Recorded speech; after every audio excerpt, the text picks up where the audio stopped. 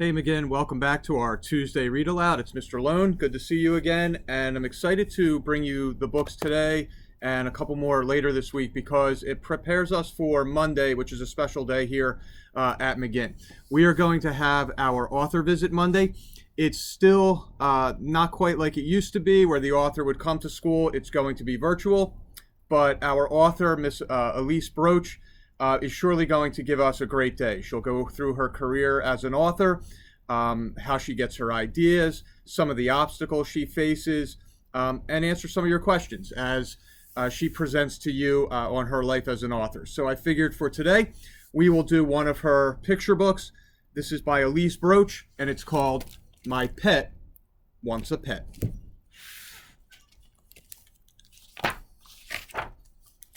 Once there was a boy who wanted something to take care of, something of his very own. He begged, and he begged, and he begged his mother. Until, what do you know? She said yes. The boy loved his puppy. He fed him, played with him, and cuddled him in his arms.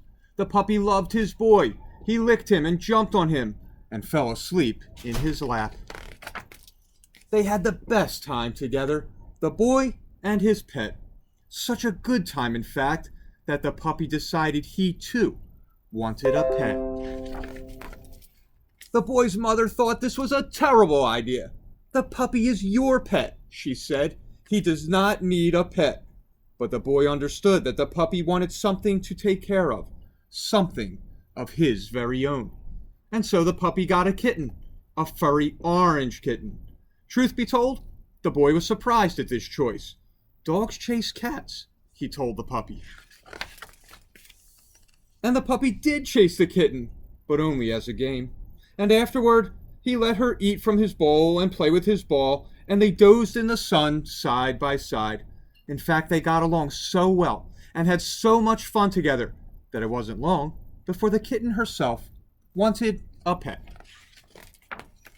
When the boy told his mother this, she looked at him like he was crazy. That kitten is the pet of your pet. She certainly does not need a pet. But the boy and the puppy understood that the kitten wanted something to take care of, something of her very own. And so the kitten came home one day with a bird, a pretty red bird.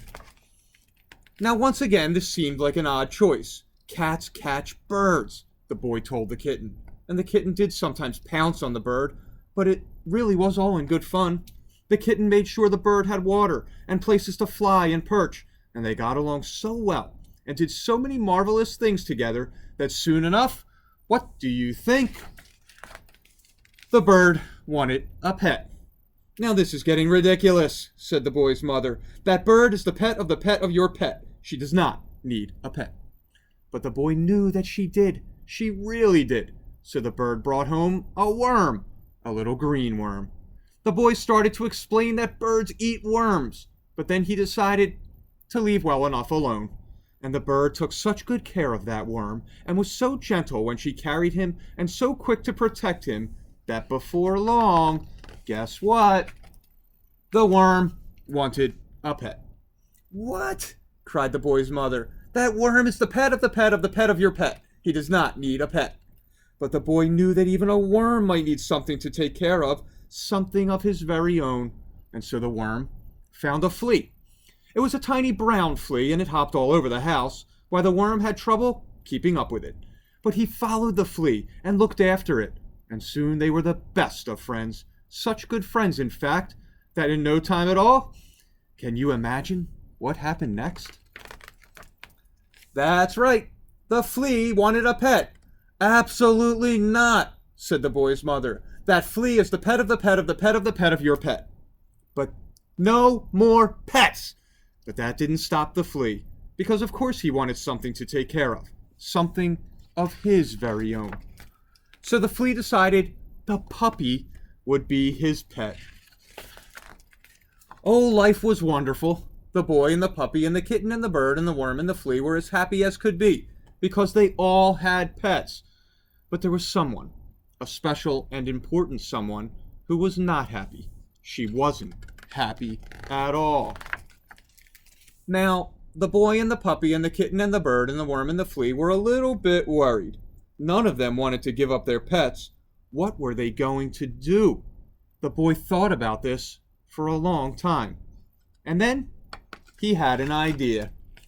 His mother needed something to take care of, something of her very own. Because whenever you take care of something, that something takes care of you. So again, I hope you enjoyed that first book of the week from Elise Broach, who we're looking forward to having join us here on Monday. I will see you back later this week with another read aloud.